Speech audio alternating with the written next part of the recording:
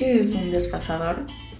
En la actualidad, los desfasadores constituyen dispositivos básicos y de gran importancia para el tratamiento de las microondas, dando así a conocer una infinidad de tipos de desfasadores. Los desfasadores son componentes importantes en diversos sistemas de comunicaciones, como pueden ser en sistemas por satélite o radares, y entre otras aplicaciones. También son dispositivos utilizados para ajustar la fase de transmisión en un sistema independientemente de la frecuencia. La mayoría son redes recíprocas, lo que significa que funcionan de modo efectivo con señales que pasen en cualquier sentido. Pueden ser controladas eléctrica, magnética o mecánicamente, y pueden ser digitales o analógicas. En un circuito desfasador ideal, debe ser capaz de transmitir una onda sin cambiar su amplitud y modificar su ángulo de fase. Un desfasador es un dispositivo que proporciona un desfase variable en una señal de microondas sin alterar el trayecto físico que recorre la señal. Este dispositivo puede caracterizarse en dos parámetros: la desfase de inserción y diferencial. La de inserción es el existente entre la señal y la de entrada, mientras que la desfase diferencial se aplica a componentes variables, que consiste en una fase de la señal de salida respecto a una fase de referencial. Los desfasadores también pueden clasificarse como desfasadores rematentes, también conocidos como latch, o no rematentes como no latch. El desfasador latch emplea un camino magnético cerrado, de modo que el dispositivo opera al nivel de flujo rematente y no necesita una corriente polarizada, mientras que en el desfasador no latch es necesario aplicar una corriente continua. Una de tantas infinidades de tipos de desfasadores, encontramos el desfasador en guía de onda. Esto se refiere a aquellos en los que varía el dieléctrico que rellena la guía o su sección transversal para variar la velocidad de propagación y por tanto el desfase que sufre la señal.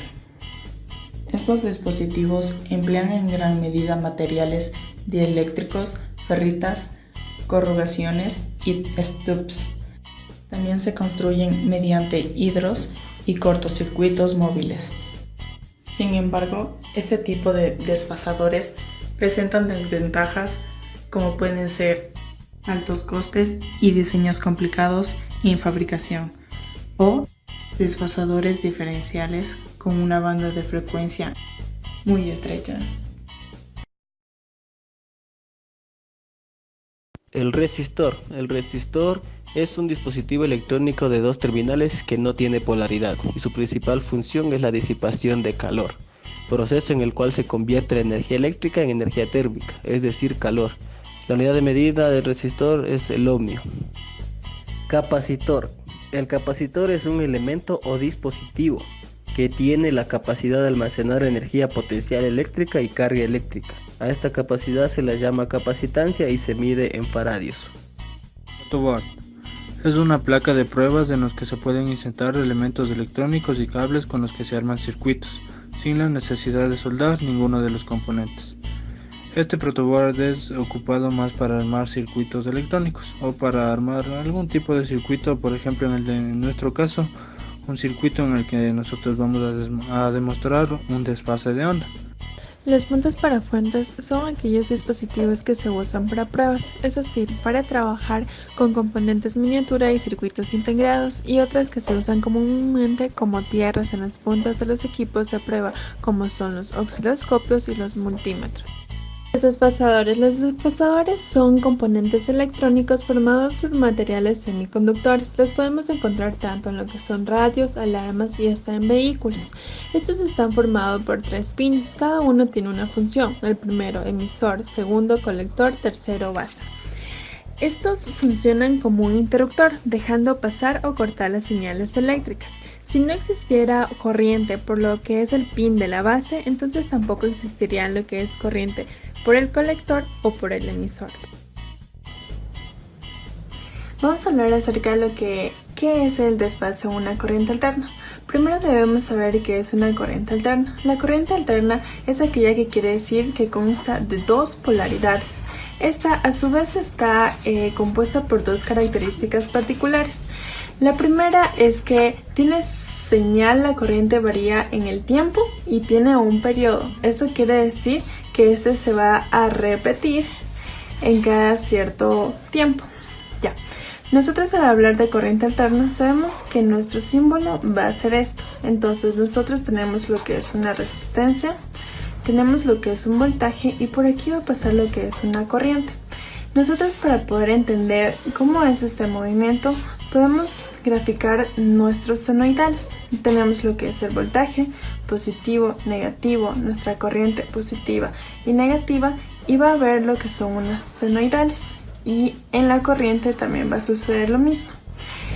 Aquí es en donde que se encuentran las fases, es decir, nuestro periodo de tiempo, tanto en la corriente como lo que es en el voltaje. Como podemos ver, estas van a coincidir, entonces podemos concluir que tanto el voltaje y nuestra corriente están en fase. Ahora vamos a ver qué es lo que sucede cuando nosotros vamos a hablar lo que es de una bobina. En la bobina es algo muy diferente. Tenemos lo que es nuestra corriente alterna, nuestra bobina que se representa de esta manera, un voltaje y una corriente. ¿Qué es lo que sucede aquí? Nosotros tenemos lo que es nuestra gráfica de voltaje y también tenemos lo que es nuestra gráfica de corriente. Tenemos lo que es la representación de nuestras senoidales. Entonces sabemos que aquí nosotros vamos a tener 180 grados, acá 360 grados. Por tal, aquí tenemos 90 grados y es aquí en donde que va a comenzar nuestra corriente. Debido a que en lo que son los dispositivos como bobinas, la corriente va a comenzar 90 grados antes que nuestro voltaje. Es decir, estos no se encuentran en sí en lo que es una fase. Ahora vamos a hablar acerca de lo que son los circuitos capacitivos.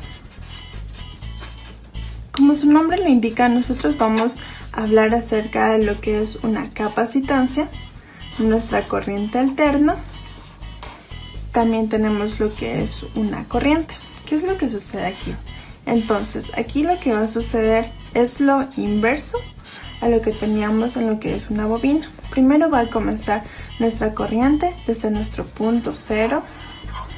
Aquí van a ser nuestros 90 grados y es aquí donde que va a iniciar el voltaje.